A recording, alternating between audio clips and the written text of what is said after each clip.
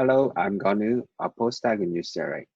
Today, I'm going to talk about our recent study on understanding gender stereotypes and visual traits from social media images shared by politicians and how they are related to the election outcomes. Nowadays, social media have become a major platform for election campaigns in many different countries. The politicians carefully select their images to present and craft verbal messages to express themselves as more competent and suitable leaders and further to appeal to their voters. So, for example, in the current presidential election in the United States, Joe Biden and Donald Trump are both trying to appeal to their voters in a very different way. The research so far, especially in political communication, has investigated how a politician should appeal to their voters through their visuals and what is the role of gender stereotypes in this visual self-presentation. And many studies suggest that masculinity may make voters more perceive politicians more competent, but the reported effects vary for different gender and party memberships of politicians and also different positions. So for example, a study reported a backlash effect for Democrat females when they expressed masculinity features through their visuals, they didn't get a good result on election outcomes. So in that case, masculinity is a negative trait for them. So the answer is unknown for so far. So we don't know what is the right strategy for politicians to appeal to their voters in the social media communication. We want to ask those research questions and try to answer these questions in a data-driven way. Can we automatically quantify gender stereotypes and visual traits displayed through social media images? Can we understand what constitutes masculinity and femininity? And what are the important visual traits for winning the elections? So to answer that, we first collected basic images of the politicians who ran for the 2018 United States general election. So for each politician, we collected their historical data, and we only focused the last 3 months before the election date. So, and we also tried to make the data set as paired in terms of for the win or lose, because sometimes politician who lose is not present and not available in our Facebook data set. And by using those Facebook data set, we try to quantify perceived visual traits from the social media images. And we first tried to compile the list of visual dimensions from the literature of political communication, which were related to the gender stereotypes. By using those selected 20-second comprehensive trait, we asked 10 annotators in Amazon Mechanical Turk for each image to evaluate each trait. So here, our aim is to have subjective evaluation of annotators on each image.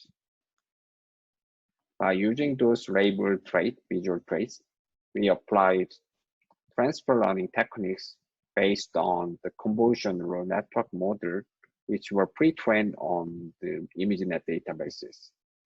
So we fine-tuned the RegNet with 34 layers using mean square errors based on the aggregated the annotation responses. And the right table shows the tested accuracy based on our model. So here we can see for most of the traits, our model can achieve accuracy higher than 0.8, which means we can predict the visual traits trained on the subjective evaluation by the Amazon Mechanical Turk annotators. And we can also notice some of the traits cannot be predicted, and so we did not use the trace of the accuracy score is low. The second question we want to answer is what constitutes gender stereotype, each gender stereotype, masculinity and femininity. So to answer this question in a qualitative manner, so we applied the clustering analysis based on our CNN model. So by taking each image as input in our models, we take the features from the second last layer of the CNN model, and we conduct a k-means clustering on that. And this is the result shows. And each bounding box indicates a single cluster, and the blue border presents the cluster with high masculinity, and the red border indicates the cluster with high femininity. So here we can notice that in the cluster with a high masculinity, the politicians are trying to have some more formal uniform. They are attending formal event. So we believe those kind of concepts are more associated with masculinity features. On the other hand, in the high femininity clusters, we can see the politicians are smiling and they are with their family or friends, or they are trying to attend some demonstration. So probably the femininity is more associated with friendly related concepts. But the observation is based on the qualitative investigation. So we also applied the Google Vision Cloud API, and you can refer to the details in our paper. By using the visual traits from our CNN models, we run a logistic regression models to understand each factor's importance against election outcomes. So here, the dependent variable is win or lose binary, and the independent features are the inferred traits and image categories and others. And here, we can see the masculinity features is strongly associated with election outcomes with a very low p-value and also high coefficient. So this suggests that masculinity is associated with winning the election, and also the effects persist even after controlling for the effects of gender and party. So it suggests that masculinity possibly affects election outcomes, especially in the case of 2018 United States general election. This is the summary. So in this study, we aim to automatically quantify visual gender stereotypes of politicians from social media images. The trained on crowdsourced annotation on the visual trace.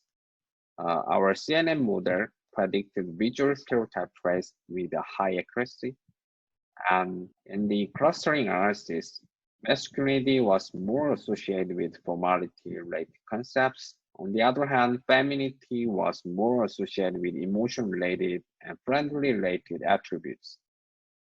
And in the last regression analysis, we identified that expressing masculinity was possibly associated with election outcomes, and these effects persist even after controlling for the effects of gender and party. This study is on early stage, and we believe we can expand this study for multiple directions. The first one is on annotation quality. Can we better capture gender stereotypes portrayed in visual through the banner annotations? How can we improve the annotation quality? And this is very important problem because we are trying to capture the subjective evaluation on subjective perception on the gender stereotypes and visual traits. So we are trying to find another way to annotate and instruct annotators. And the second direction is on model side. So can we advance deep learning models other than just a simple CNN by exploring some massive amount of unlabeled images for training? Here we are relying on small set of annotation set. So many images without annotation, which is unlabeled, cannot be exploited for the current training scheme. But probably the semi-supervised learning can help us, and some novel architectures will help us to better training the model. The third direction would be on understanding what constitute visual gender stereotypes in more details. In this study, we used the clustering analysis for that purpose, but there could be more some quantitative way to capture that, probably some object detection techniques and many other computer vision techniques in an advanced way could contribute to that purpose. This is the end of this talk. If you have any further questions, please feel free to contact us through this email to reach out to me or Jung-seo. And thank you for your attention again.